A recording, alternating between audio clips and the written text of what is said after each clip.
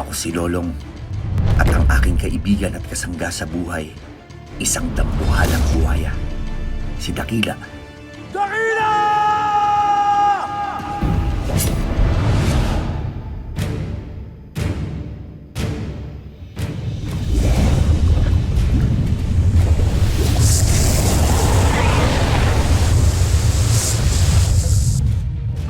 Yaman, Dakila.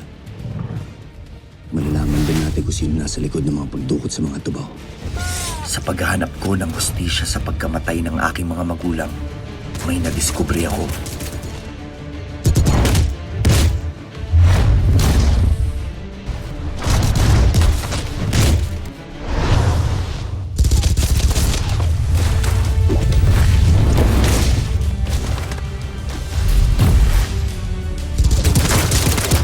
Ako pala ay isang katubaw.